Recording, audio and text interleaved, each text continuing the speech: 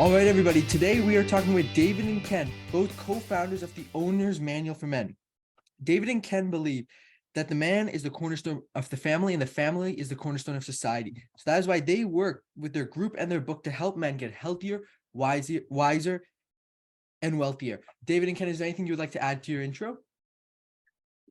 Pretty much covers it. I'm sure as we get through the topics of the day, we'll get that fleshed out a little bit more, but that's good. All right, so we'll kickstart it off with, I know you guys talk about the weakening of men. So I think we'll start by talking about on a broad level, on like an overview, who benefits from the weakening of men? Well, that's a very good question. What I guess we have to ask the question, what are the benefits of I guess a weak man? All right, so then that leads us to the who. So in my mind, the benefits are control, consolidated power, removal of personal responsibility, and then that real big one, money. There is a treasure trove of money to be made off of the emasculation of men. So, oh, sorry. Go ahead. Oh, okay. What I was gonna say is, what are 3 steps someone could take then to stop themselves from being weak and to make themselves a stronger man? Again, great question. First and foremost, wake up. Bottom line, wake up. And that's kind of a multifaceted statement. You've got to see the world for what it is, and you've got to be able to look in the mirror and see what's on the other side of that mirror for what it is. And it's simple. We're all flawed. The world is a flawed system. We're flawed. Nothing is perfect. Nothing's ever going to be perfect. And so if we can approach it first and foremost with that mentality that our striving is to make the next right decision, make the next perfect decision, but knowing that that's not always going to be there, then we allow ourselves to have grace for ourselves, and then of course extend it to others as well. So that's number one. You got to wake up to the reality of what life is. And next one, you got to, I think, understand the components of you as a man. Now, this applies to everybody, every single person that you're ever going to run across. However, we're speaking specifically of men here. So let's not go down any rabbit trails of misogyny or anything stupid like that. You have within you a triad. And the top of this triad is supposed to be your will, and that is your executive function. That is the decisions that you make. And it is fed by 2 things. It is fed by your intelligence, and it is fed by your emotions.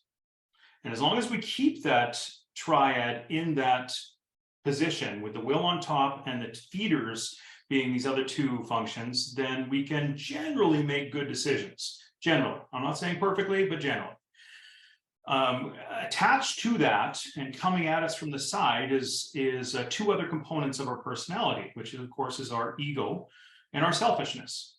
And let no one ever tell you that these things don't exist. If they were to say that, they're liars, bottom line. Everybody is egotistical. Everybody is selfish, period. And so if we can grasp that, if we can grasp that there is this ecosystem within inside of us that is battling for control, we're going to do a better job as men to keep that will on top. Now, in order for that will to operate properly, we have to feed ourselves intellectually and understand what our values are, what our purpose is, what we want to see within our lives and within the world. If we can establish all those things, we can then make good decisions that'll forward our life and forward society, our families in a more healthy way. Next up, you gotta see again the world for what it is, insofar as it is trying its best to distract you. It wants your eyeballs, it wants your ears, it wants your time, it wants your money. That is part of the control aspect of it. And if we, again, see that and go, okay, I'm going to take steps to limit that control within my life. And what would that look like? Some of the control items are, there's a dope store, a pot store on every corner. Well, why is that? It's to keep people in general, but we're speaking of men here, so I'm going to say men, is to keep men stupid. Don't ever tell me or anybody else that, you know, go into your local pot store, it's just recreational. Sorry, no, it's not. It takes away your intelligence, it takes away your time, it makes you make generally bad decisions. It is a form of control. See it for what it is. Now, we've got a myriad of these kind of distractions around us: video games, pornography, you know, just the stressors of life unto itself and how we cope and deal with those. They are and have to come under the realm of our will, our understanding first, then our will must make decisions about how we're going to operate within those things. And the more we can operate healthy within those things or omit those things from our life, then the healthier men we're going to be. Pretty straightforward stuff. How's that? I like that answer. So then that brings me on to my next point, because you mentioned distractions, and there definitely are a lot of those. What would be 3 steps or tips to build a stronger discipline and to stay away from that instant gratification of getting that next beverage, alcoholic beverage, or that porn? Or how do we build that discipline to stay away from that? Well, again, I think it comes back to our base understanding of who we are. As a man, as all people, I keep having to say this, but as a man, you are a wounded creature. Okay, what do I mean by that? I mean that you have a certain number of issues and events that have taken place in your life that have shaped who you are. Some of them are healed, some of them are unhealed. And it's the being oblivious to those or pushing them away from, I'm not going to deal with that, I'm not going to deal with that, that makes us go to bad places of the need for distraction. When we acknowledge that pain, deal with that pain, heal those wounds, then we're scarred, yes, but that's fine. Everybody in this life is going to become scarred. Nobody gets through this life unscathed. It's not happening. But the denial of that causes a pain and then therefore a pain avoidance response. And it's that pain avoidance response that leads us to distractions. It's what leads us to porn. You know, this wound, one of the core wounds that all men have is this idea of, do I have what it takes? Am I a man? This requires validation, and it should come from other healthy men. That is the way it's supposed to come. The world is now telling you you don't need that, and or that there are other avenues in your life where you can attain that validation, namely the woman, your career, money, power, possession, and none of those things will. They're all fleeting. To go to those places is to perform a drug on your body unto itself. They're very short term. You might get quick gratification because you've got a pretty girl on your shoulder, but when she's gone, then what? So that's a key point in recognizing why these distractions are in place. They're pain avoidance things. Pain avoidance can take the form as well of just the society as it is. This is a hard world, and we all know that. It's a hard place to grow up, and it is getting increasingly difficult for men. And so we recognize as an individual, I recognize, I'm sure you do as well, Aziz, that what are we going to do about this, right? Pushing back against this, whoa, hey, leave me alone, is really tough. And so that feeling of hopelessness and powerlessness then moves us again to a place of difficulty, pain avoidance, and enacting these distractions. If I spend 6 hours a day on a video console, I'm not dealing with the realities of life. I feel like escape mechanism. Escape mechanism, exactly it. Yeah. So recognizing and understanding those the wounds that precipitate the pain that enable and enact the coping mechanisms is paramount. Very, very important. So that first step is really coming out of denial then, and just realizing and trying to figure out the root cause of what's causing you to do whatever it may be, because once you understand that, you can then work on it. That's correct. Yeah. Root cause and denial. You summed it up in very few words. So now moving on to that, let's say you figure it out, you now know why you're doing what you do, but you want to break that addiction, right? Yeah. What would be like 3 steps or tips to breaking that addiction? Get with other healthy men. Get with other healthy men. The idea of divide and conquer exists in our society. Isolationism exists in our society, and a lack of honesty exists in our society.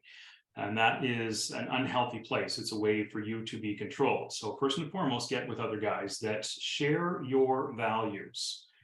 Very, very important. You have to understand what your own values are first, and then get with other guys that share those same values. And in that doing, you have to come to a place of vulnerability. And I know that is a kind of a scary word, shall we say.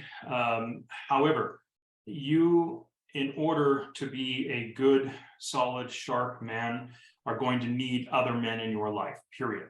Bottom line. That doesn't mean everybody in the world. I'm meaning that you should have somewhere between 2 and 5 guys in your life that you can be brutally honest with, and that you have given them the license to ask you questions and that you're going to answer them with. Other men in our life is another circle of concentric circle of guys in our life, but you need to have those three or 2 to 5 guys in your life. I guess another one would be to educate yourself. And I don't mean just on the world, as I've already stated. I mean actually gain education. And when I say education, let's be real clear on this. I don't mean that you go to academia and get a download from them. I mean that you become a learner.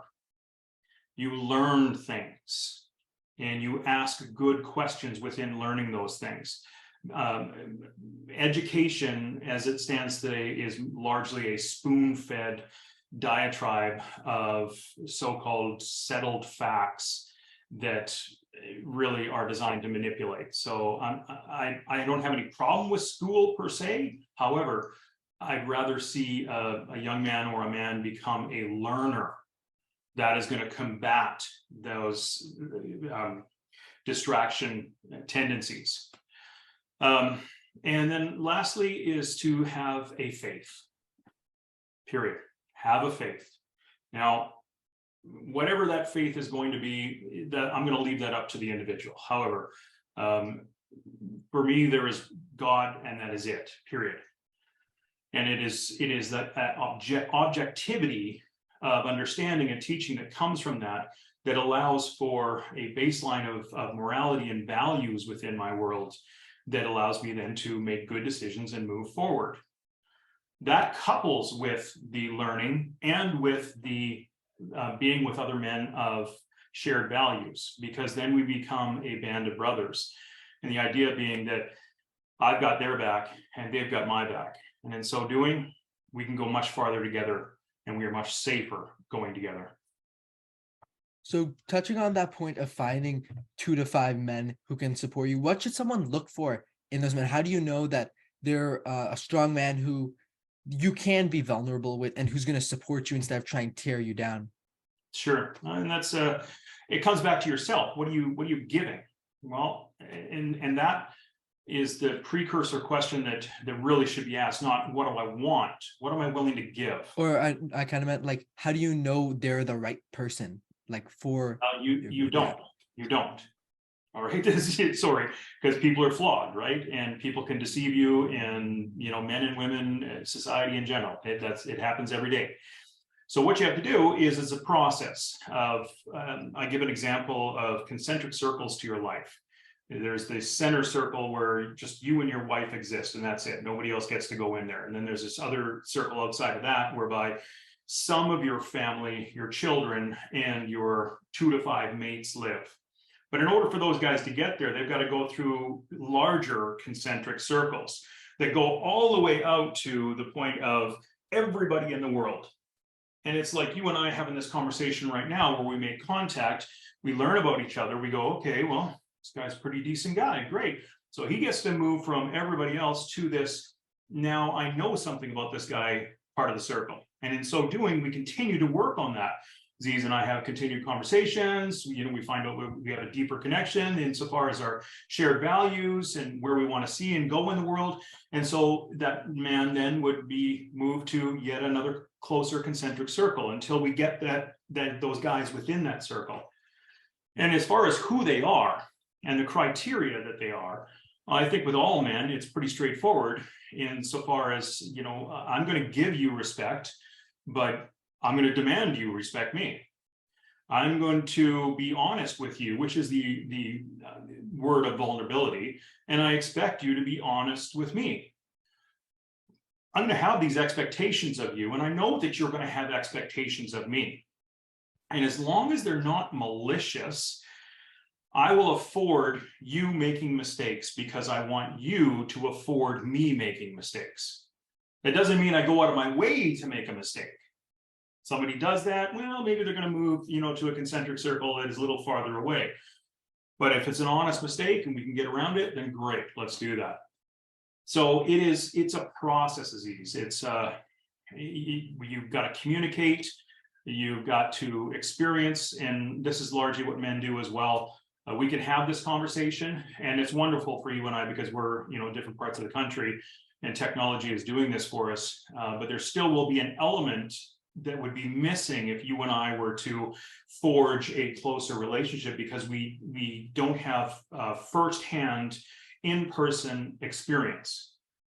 Men move through experience together and learn things about each other, and that couples with everything else we've learned that confirms or denies and allows them to either stay or move outside that space. Does that make sense? Yeah, I really like your outer inner circle analogy. I think that's really helpful to the viewers.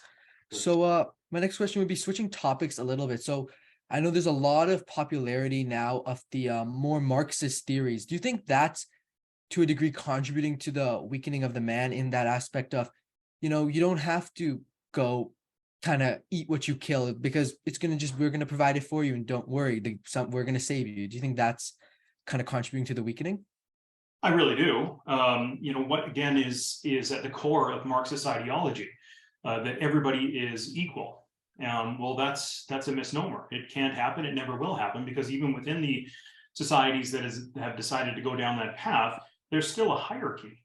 There's still a group of people that are so-called the elites and leaders that have a better standard of living, a higher quality of living, and they get to make decisions for everybody else. That's false. So it is at its core, Marxism is control, period.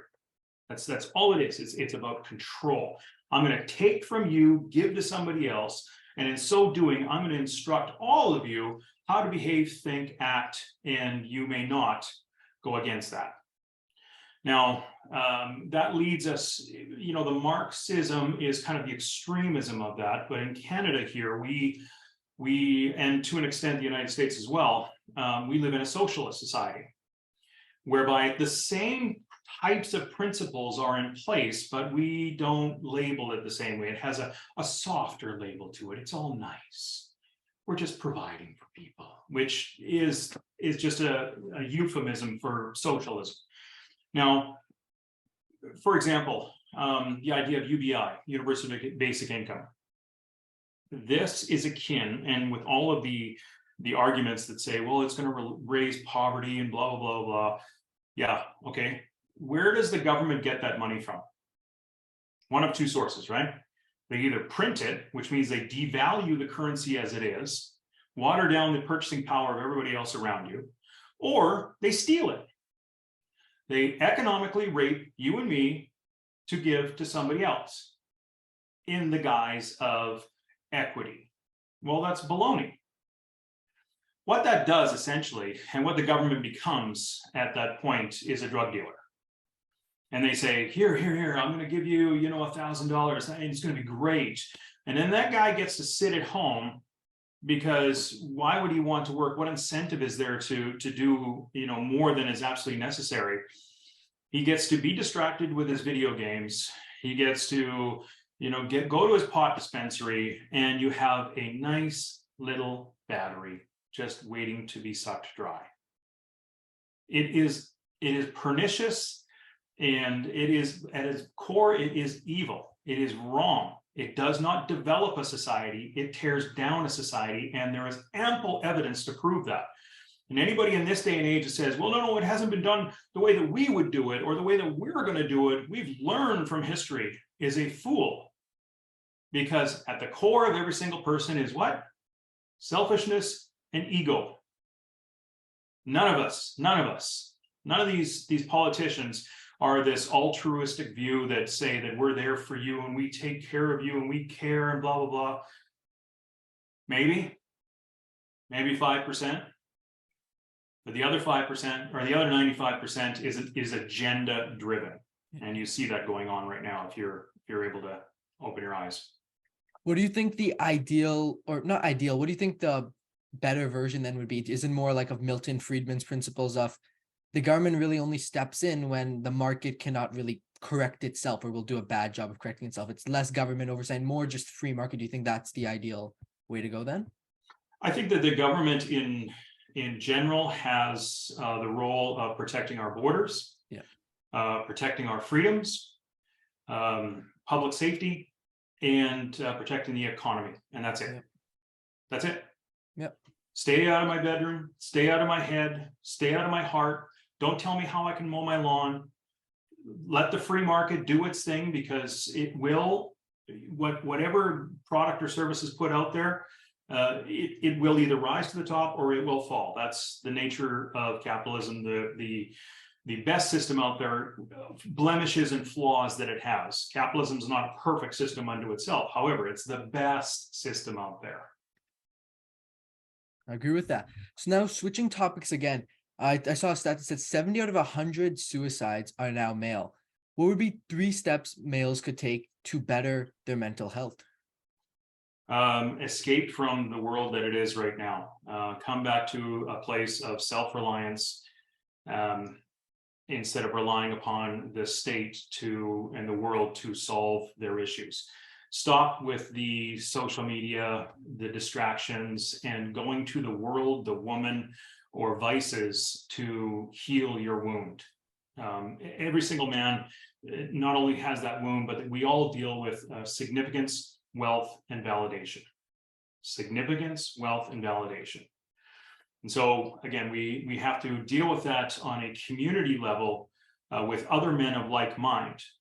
Because if we look out into the world and we do the comparison thing, then we're always going to find somebody better than us that, drives us down. We're always going to find somebody worse than us, which then feeds our ego. Neither are good. Neither are good. I like that. So switching topics slightly again. So there's the quote that hard times create strong men create good times create weak men, and weak men create hard times. What time do you think we're in right now? In my personal opinion, it is, we have come out of a time of strong men have created a good time, and that good time has created weak men. And we are, I believe, moving into a hard time. And that is why Ken and I do what we do. And I think that's why we're having this conversation right now. It's an extension of that idea that, hey, guys, we got to do something here. And I'm not talking about, marching through the streets or anything like that. That's largely ineffective, completely ineffective. In fact, what we have to do is we've got to get our heads and our hearts right, and we've got to be the best man that we can be. And in so doing, we'll right the ship that is out there, but it's going to be done one man at a time. No politician is going to do that. So I really think that we are on that. We're on that downside. There's just too much goofiness in the world right now. However, there's not, hopefully anyways, I'm being maybe a bit of an optimist here, hopefully that there is not the momentum that it's unstoppable. So then kind of building off of that, what would be 3 things a guy watching this today can do to start becoming a strong man who can create those good times? Come back to pretty much everything that we've already talked about. Know yourself, get educated, get with a group of men, know your morals, your values, adhere to them, keep your will in place, avoid distractions, and do everything in your power to build up your physical, your mental, and your emotional. I like that. So another thing I think that's maybe contributing, you can tell me more, to the weakening of men, strong family values. I think that's being diminished in Western society. How can someone watching this kind of come back to some of those older philosophies that I think served people well with the family? You know, what steps can somebody take to kind of come back to that? Um, well, first of all, let's stop and look at those family values over the course of, let's say, the last, I'm going to say 3 to 5 generations, depends on the time frame you want to look at that. There's been a downgrade in what that is, but hearkening back and looking, let's say it's 5 generations. We go, okay, 5 generations ago, man, they were the bomb. Well, you know what? They had a lot of things that were good, yeah, but they had a lot of things that were wrong too. Yeah. So There just were, the good. yeah, so there were some avenues that men were going down that were unhealthy, and it per se, needed to be augmented. Men needed to grow in some areas. Yes, they did.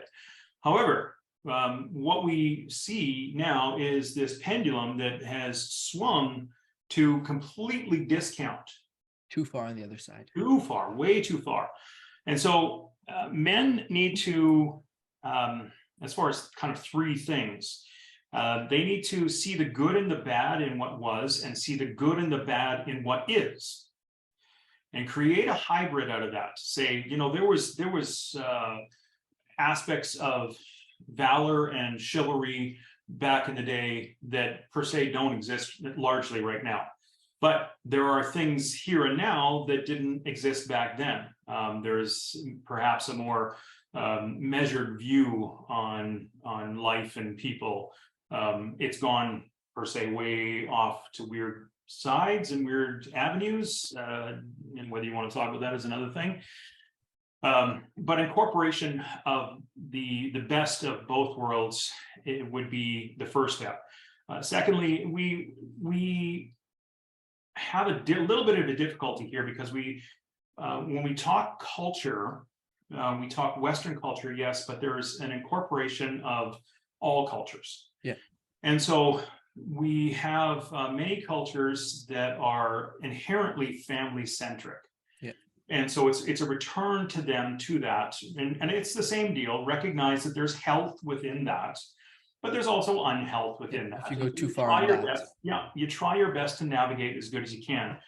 But in Western society, we have developed a person-centric. I'm the most important thing, and so we've got to get away from that as well. There's the idea of submit, serve, and sacrifice for your family, for your brothers, for society as a whole, and seeing the value in that, moving away from the selfishness component that has been thrust upon society as a whole, and men in particular, because that's what we're speaking of, would be another excellent avenue. And then lastly, I think just deciding what you want.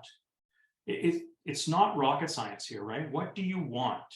If you're a young man watching this, or a man watching this, that you want, good, strong family values, well, where do they begin? They begin with you. So you've got to pick those up, and you've got to walk the walk, not just talk the talk. And in so doing, by extension of that, those family values will exist. Does that make sense? Yep. So are you okay talking a little bit about Andrew Tate? Sure. Not just specifically about his message and stuff, but do you think, or on a whole level, do you think he's a net positive for younger men, or a net negative, just on a broad level? Well, I find this topic a little interesting, because he has become quite a lightning rod, hasn't he? Like, everybody knows his name. Wow. And to be honest, I'd be honest with you, I did not have a great deal of depth on him. I knew the name, didn't know much about him. I went into a bit of a deep dive and found out lots of things. But here's the most interesting thing, first of all, about him that I've found out, is that he is being memory holed. He is universally, by mainstream media, being touted as the devil. Well, that always raises a question with me, if lockstep, the media, says X about Y, I'm going to start to question it right away. Now, I don't know if the man is good or bad, or, people can say all kinds of things and it can be taken out of context. And so forming a judgment on a man that I've never spoken to personally is, that's not wise. I don't want anybody to do that about me, but I'm going to try to treat others the way I want to treat myself. Now, as far as what he is presenting, and that the world as a whole is saying, whoa, that is terrible, that's toxic, he's a terrible man, he's a misogynist. Well, I come back to the idea of pendulum swing. So I'm going to say that, it wasn't way up here that men were terrible back in the day, but they weren't perfect. But so what? We're never going to be perfect. Neither is the woman, neither is society as a whole. It's never going to happen. Come to grips with that. But let's say the pendulum was over here, and just by an example. All right. And so what happens? The world goes crazy, and we say, okay, well, then the pendulum's going to swing way over here, because we're going to just do away with all this stuff over here. Okay, well, there's an equal and opposite reaction to everything that is out there. And the farther you swing that, then you get voices like Mr. Tate. Now, are they good? Because that was your question. Or a net positive? Do you think it's helping men become stronger? Because I know most people, I think most people watching won't go to the extreme, but maybe some people will. Do you think it's overall, though, helping men become stronger? I think anything that raises good questions is a good thing. And I think Mr. Tate his situation can raise a lot of good questions. Why are we like this? Yeah. Why have we gotten to this place? Why is he being disappeared in memory hold? Why was there a great amount of influence by this man? Why did young men glom onto him in such a tenacious fashion that required this reaction to him? Well, it tells me then that there's a deep desire and a pain within young men that is being unfulfilled. It's being unhealed. It's being unacknowledged. And so, as far as a net gain is concerned, proposing a conversation and asking good questions, love it. There's nothing wrong with that. So it's kind of like he's bringing us back to that middle. I don't know if he's bringing us back to that middle. I can't say that for sure, Aziz. What I can say, he's evening out the other side. You see, that's dangerous as well. I don't think that one side, because that's how we got to this place in the first place. Somebody said that, oh, men this, men that, men these. And so they said, well, we're going to even that out. And so they went, whoa, they put it way over here. And so what? Now we're going to go, okay, that's no good either. So we're going to even that out? No. I think that then you wind up being just this nasty swing back and forth. And then we come back to the idea of control and the Marxist theory of divide and conquer. We see this all over the place, and this is a manufactured ill of society that is a lightning rod for control. So I would reject the idea of, he or that behavior would bring balance and say just simply that he is illustrating a conversation that is being denied that we have to have. I like that answer. So now switching topics a little bit again, would be one piece of advice that you would give to your younger self coming up in this world? There may be 18 to 25, they're coming up. What would be one piece of advice you would tell your younger self? Don't be so arrogant. You don't know it all. In fact, you knew very little. You thought you knew it all, but you knew very little.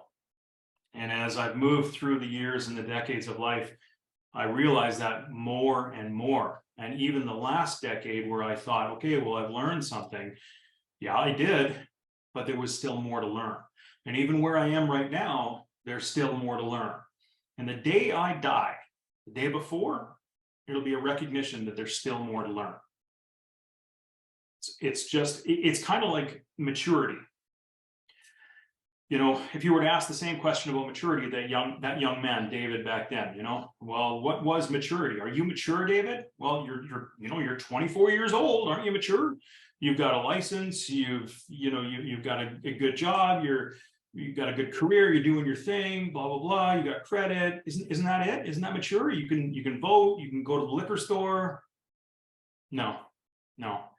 Maturity is the same idea, in that we'll reach a plateau, we'll move along, and then reach another plateau, move along, up. We can never say the same principle that, that's it, I'm matured. No, that speaks to a finished process.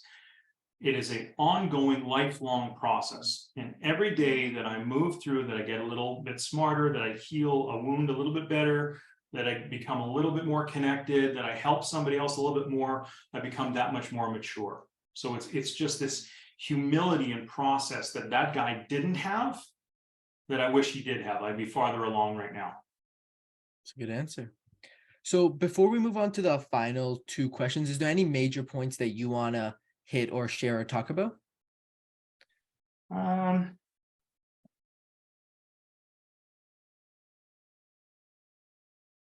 don't know. You lay up a lot of really good questions. I would love it if we as men would just do better at asking good questions. Common sense and logic are being bred out of our society, are being bred out of men, and they don't have to be. We can come back to that quite easily. I'd also like to say that, and this goes along with the Marxist thing and UBI and others, we must return to a place of personal responsibility, not victimhood and, this person did that and that person did that, and therefore you are, and that becomes your identity. That is dangerous, and it's perniciously crafted to control you, because when that takes place, that triangle that we spoke about with your will on top and your emotion down here gets flipped up. Now your emotion is the ruling guy. And then it's all about, my emotions, how I feel, my subjectivity versus, outward truth. If I don't want to believe in gravity, I don't have to believe in gravity. Okay, well, how's that going to work for you when you're standing at the precipice of a cliff? But that's another story. So I want to see a return of the thinking man. I want to see a return of the responsible man. Because the problems that we have in society, I've said this before, Aziz, say it again, controversial, whatever, I don't care. And this is also not to discount the input or quality that the woman brings. However, there's a truth to where we are, and that is most of the world's problems were caused by men, and most of the world's problems are going to be solved by men.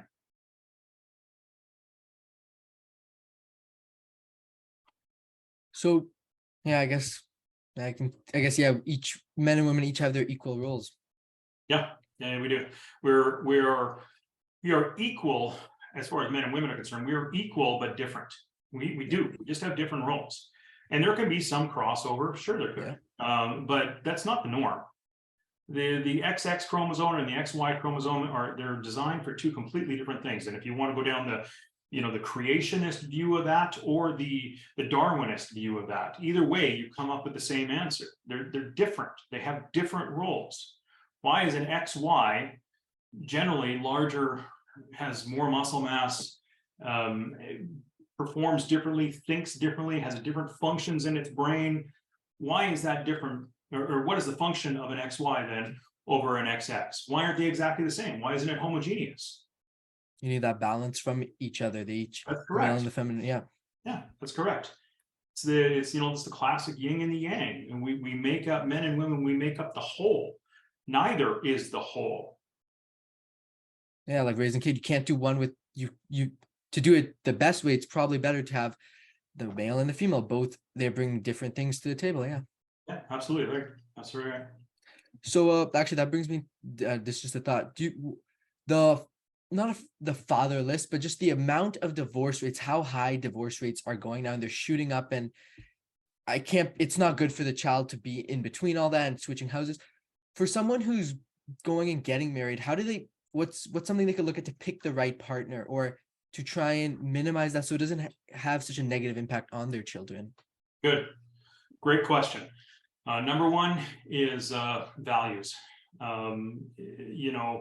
We're men, we're visual, we love the beauty.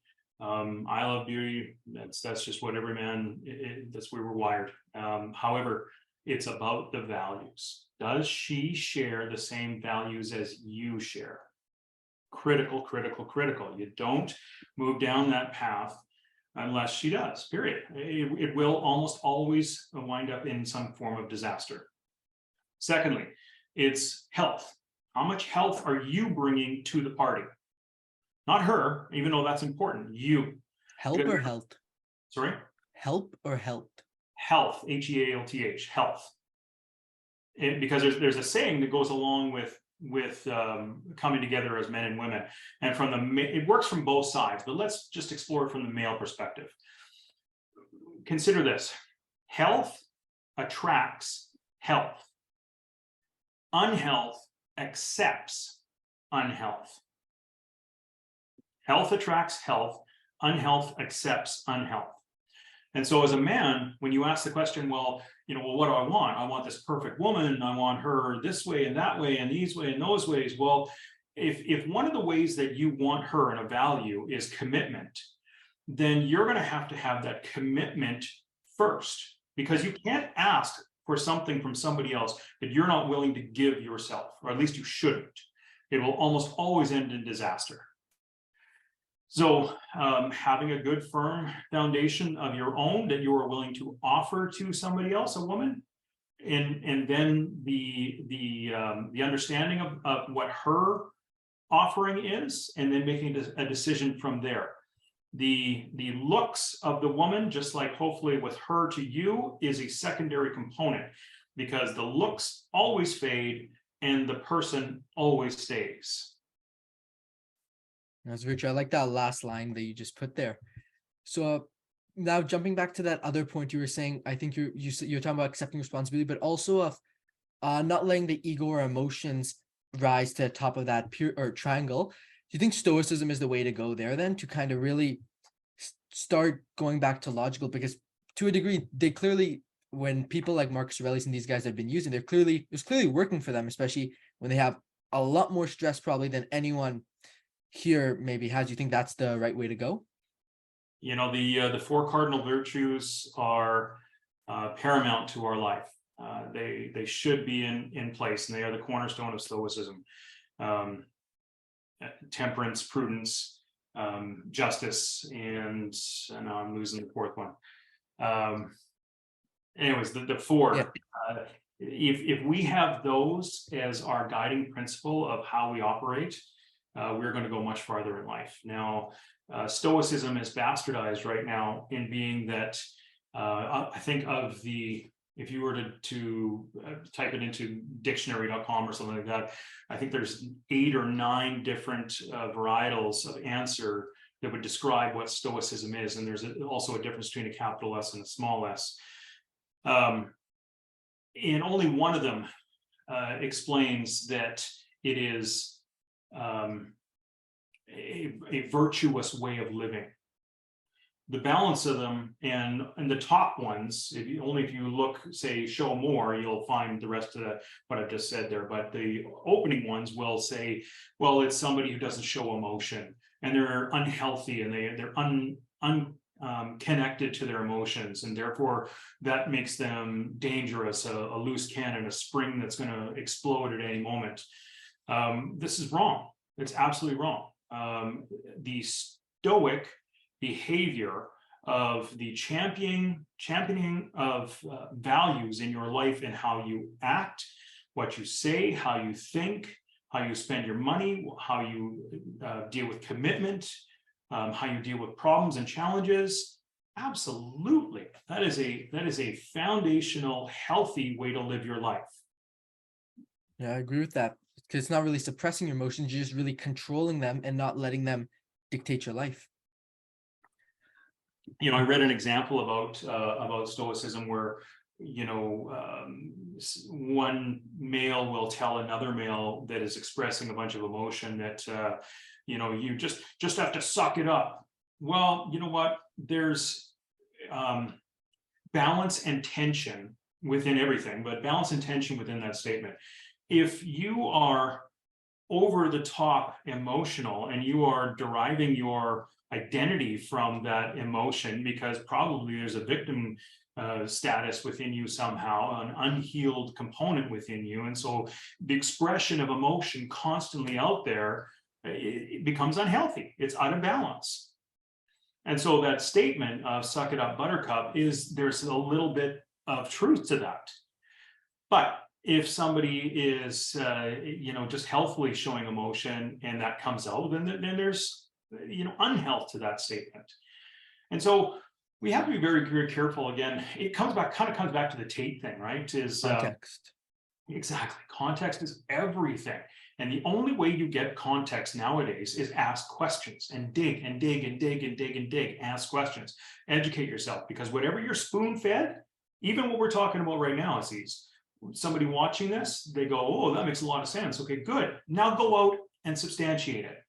Now go out and do your own research on everything that has just been said here, and then tell me that it makes sense. Because I don't want you to just, here you go, I just fed you lunch. No, I'll teach you how to fish. And I want you to go out and get the experience of how fishing works in your life. And then come back and tell me, that made sense. To be your own fact checker. Don't just take it with a Absolutely. grain of salt. Absolutely. Absolutely. Somebody is always trying to fill your cup. Always. Because in your cup being filled with their agenda, you become their puppet. That's a powerful statement. So transitioning on, so now I'm gonna hit the final two questions, as these are two questions that are not really related to everything we've been talking about before, but just stuff to ask every guest. So the first one would be, do you think all humans are created equal? Yes.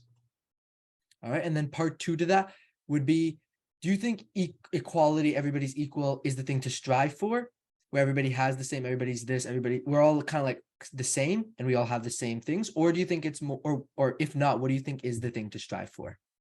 The thing to strive for is personal responsibility and effort. Martin Luther King Jr. said it's not the color of a man's skin, it's the content of his character. In other words, what he does. And so we have to continually strive and not have a overarching dogma that is really it's a control issue. Because at the end of the day, the only person that you're in control of is you. You are in control of nobody else. And so effort being put on anybody else is control, and saying that you should be in this, you should act this way, speak that way, is foolhardy. And it smacks of totalitarianism. All you should ever do is control you and try to be the best you that you can be. That's a difficult process, because you got to look in the mirror and you know all your own foibles. It's always easier to look outward than it is inward, but that's where you got to go. You've got to look at that. And if what would this world look like, to answer your question, what would this world look like if we all did that? If we all just tried to, get off of everybody else's back and telling everybody else what to do, and looked in the mirror and tried to make the next right, best decision, knowing that we're not going to do that perfectly, knowing that you're not going to do that perfectly, nor is anybody else. And so therefore, because I want grace from you for that, because I'm not trying to do it maliciously, then I'm going to extend grace to you. Isn't that the utopia that they say that they want? I think that would be a significantly better world. I think so too. All right, so just before we end up, is there any one last message, one key statement, one thing you just want to share with the viewers? On the heels of what we just said right there, personal responsibility, gentlemen. You have got to come to grips with the idea that everything that you have, do, say, is a direct result of the decisions that you make, not somebody else's. And even if a situation takes place where it has affected you in a negative way, how you deal with that is still within your control. Never, ever lose sight of that. It is honestly I mean, you could argue time is your most valuable thing, but the choice and what you do with that time is maybe on par, maybe a little bit more, depends on who you want to talk to. But your choice and your free will govern everything.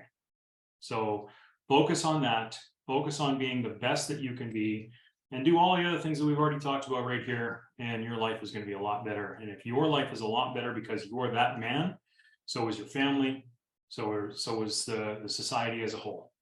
It's an inspiring message. So David, if people want to learn more from you, access your book and stuff, where can they find you and reach out to you? We have our own site, the owner's manual .men. And on there, the book is for sale. We do courses, we do lives on Tuesdays and on Fridays we do Ask Me Anythings. And we're going to put up the banner here for you to have access links to those. And just, come and hang out and talk to us. Yeah, and all these links will be linked in the description as well, so you can access them there. Thank you guys so much for tuning in. Thank you. Thank you very much.